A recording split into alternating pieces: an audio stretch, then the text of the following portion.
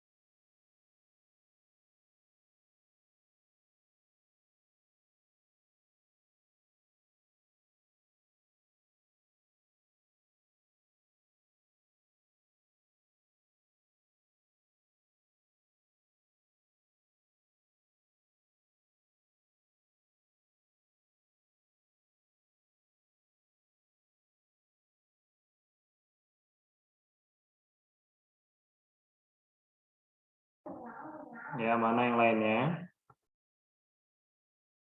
Masih belum join?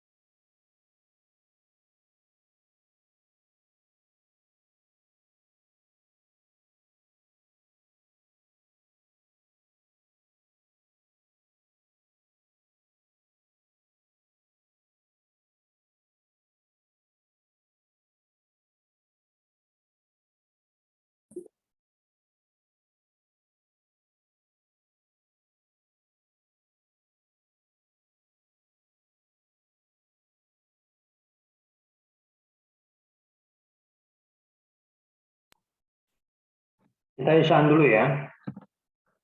Nanti lanjut lagi 7.15 ya.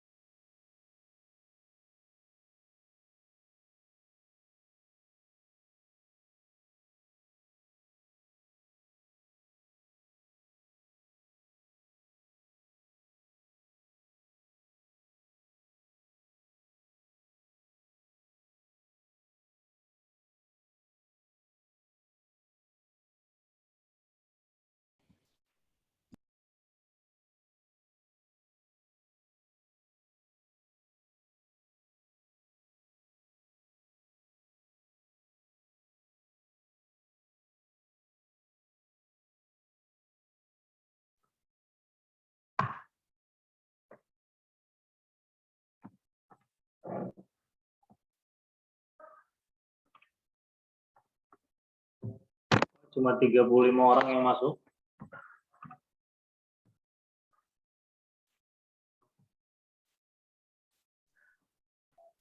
Siapa koordinator dari kelompok 4?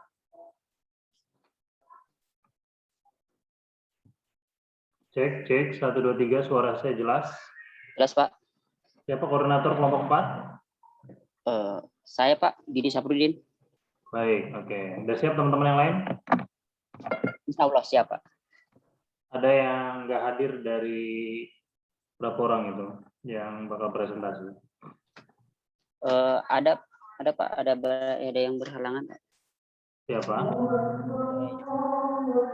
Di sini ada 13. Dari Agus Awaludin sampai Dimas Agung. Ada yang berhalangan ini, Mas Didi. Dari sejumlah orang 13 ini. Yang baru bersedia ikut presentasi sih ada 4, kalau salah ya 4 atau 5 nih, Pak. Yang lain masih berhalangan. Oke, yang 4 itu siapa aja?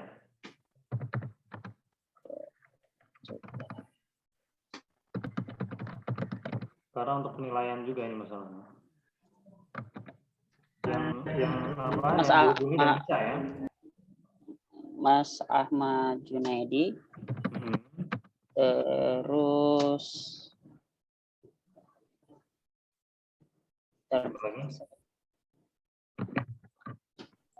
berarti selain itu nggak ada kabar dan dipastikan nggak bisa presentasi ya? Mas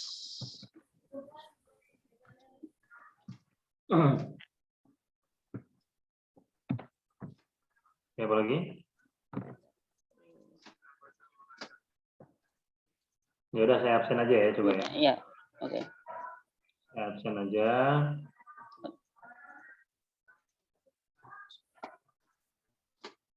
Agus Awaludin ada? Ahmad Junaidi? Ahmad Junaidi ada? Hadir. Siap ya? Oke. Haji Sabto? Hadir Pak, cuman ini masih di jalan. Gaspol aja Pak, bentar Pak. Nyampe rumah. Tapi nanti presentasi ya? Iya, saya usahain secepat mungkin. Ya, hati-hati juga tapi. Iya Pak. Alexander Dalimarta Siregar? Alexander? Nggak ada. Andi Hermansyah? Hadir, Pak.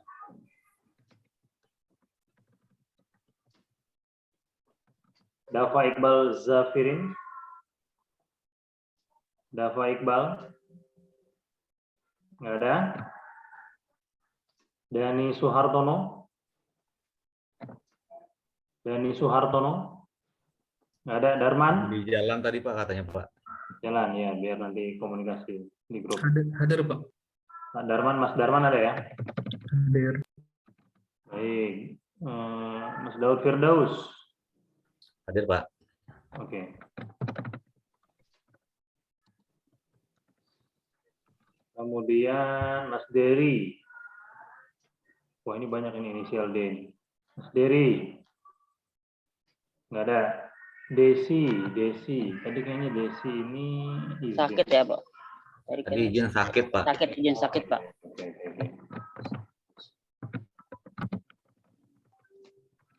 Baik, kemudian apa lagi tadi? Mas Didi ada ya? Ada, Pak. Dimas Agung? Dimas Agung? Halo? Ada? Mas Dimas Agung? Ada telepon ya? Baik. Oke, berarti Pak Ahmad Junaidi, Haji Sabto, Ade Hermansyah, Pak Darman, Pak Daud, Desi tadi sakit, sama Mas Didi Saprudin. Baik, saya mulai dulu ya. Bismillahirrahmanirrahim. Assalamualaikum warahmatullahi wabarakatuh. Waalaikumsalam warahmatullahi wabarakatuh. Waalaikumsalam warahmatullahi wabarakatuh. Alhamdulillahilladzi adada khalqihi wa rida nafsihi wa zinata arshihi ومداد كلماته أشهد أن لا إله إلا الله وأشهد أن محمدا عبده ورسوله اللهم صل على سيدنا محمد وعلى آل سيدنا Muhammad. Rekan-rekan IPTS lintas fakultas ya, 3 fakultas. Gimana kabarnya, sehat semua? Alhamdulillah, Pak. Alhamdulillah. Alhamdulillah, mudah-mudahan kita berharap pada Allah agar senantiasa diberikan taufik, inayah, dan juga sehat dan afiat, sehat walafiat. Kemudian senantiasa bersyukur kepada Allah dan bersalawat kepada Nabi Muhammad SAW, karena sampai pada detik ini masih diberikan petunjuk pada Allah dan masih diberikan kekuatan untuk menjaga dan beristiqomah di dalam menjalankan syariat-syariatnya. Amin. Salah satunya dengan menuntut ilmu, gitu ya. Jadi menuntut ilmu juga ini adalah salah satu menjalankan syariat Allah Subhanahu wa taala. Yarfa'illahu alladhina amanu minkum walladzina utul ilma darajat, gitu ya. Kemudian pada pertemuan kali ini, kalau nggak salah ini pertemuan ke-7 ya.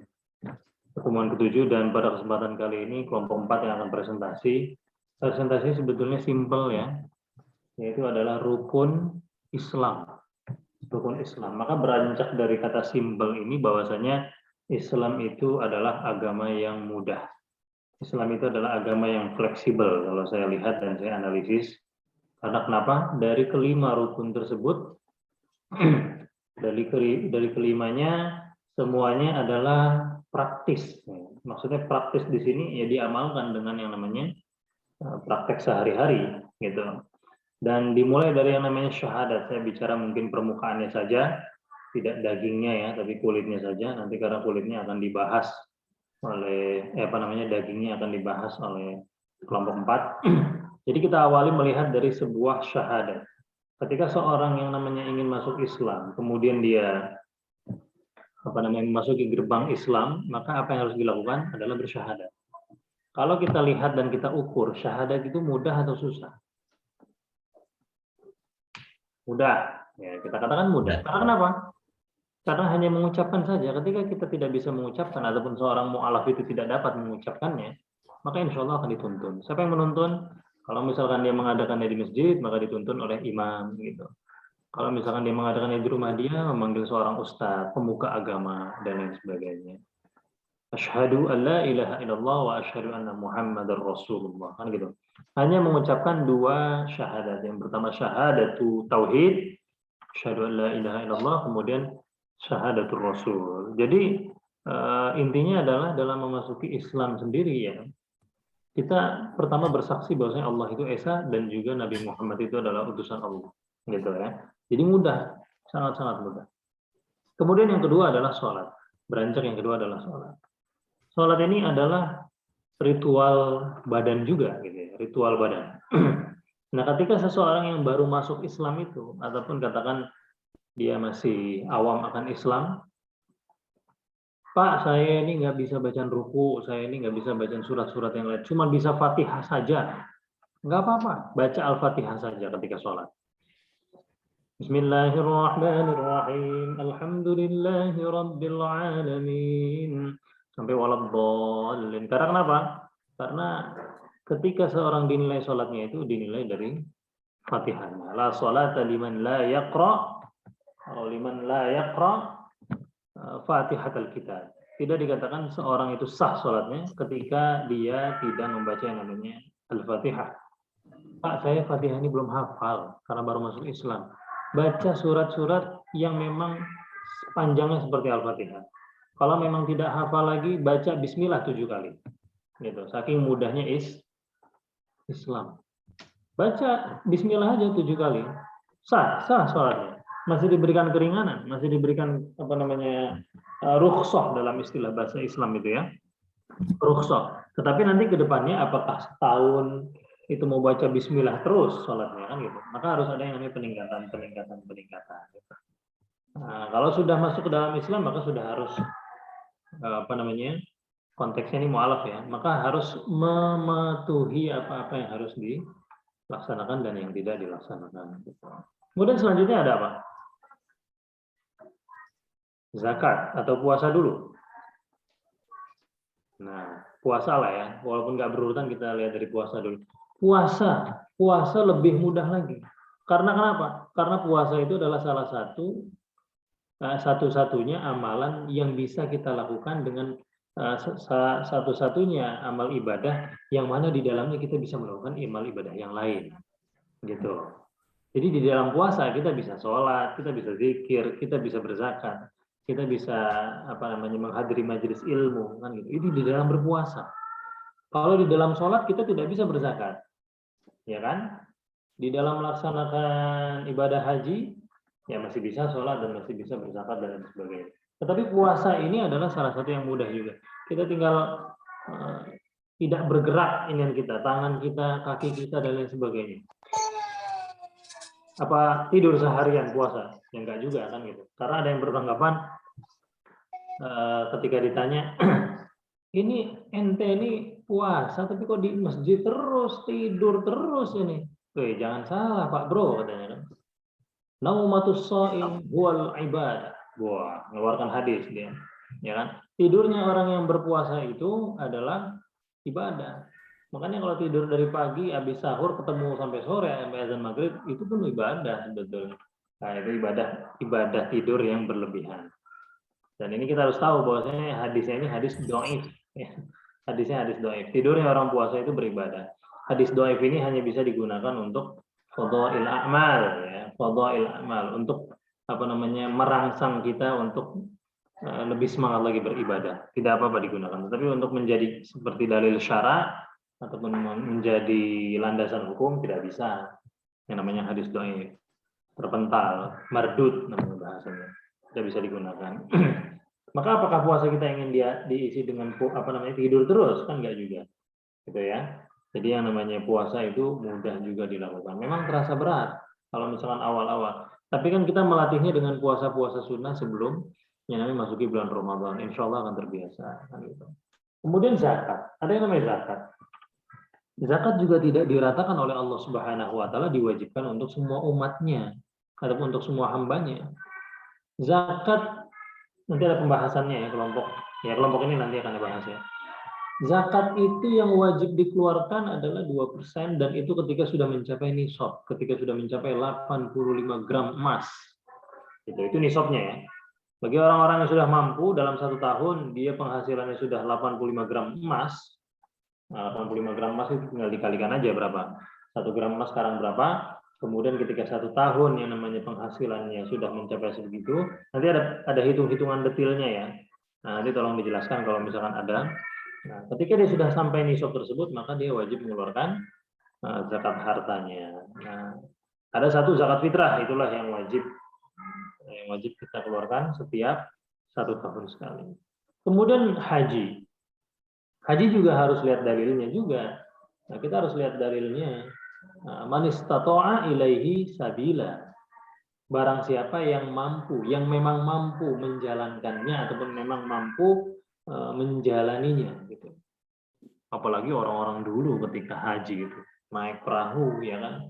Kemudian juga membawa kambing kalau misalkan dia berangkat dari Mesir untuk datang ke Mekah, itu bawa modal itu mereka bawa kambing, bawa unta. Jadi ketika di jalan mereka persediaan daging sudah habis, sembelih untanya di perjalanan.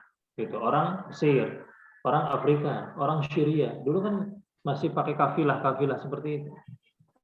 Nah, makanya haji ini dikhususkan bagi orang-orang yang mampu. Yang belum mampu ya maka kita melakukan amal ibadah yang baik. Kita kuatkan ibadah-ibadah yang lain. Makanya di sini ada fatwa yang mengatakan, berhutang untuk haji boleh atau tidak? Boleh. Nah, yang penting ada jaminan dia bisa melunasinya. Makanya sekarang ini kan hutangnya itu diolah kemudian dibentuk dengan seperti tabungan haji gitu ya. Jadi membuat tabungan haji. Sebelum naik haji, tabungan hajinya sudah lunas gitu, ataupun sudah terisi. Jadi kita ya pre-order dulu lah gitu kan ya. Jadi DP dulu untuk tabungan haji ini nanti ketika berapa tahun kemudian bisa berangkat kan seperti itu. Jadi dialihkan dan dimudahkan seperti itu.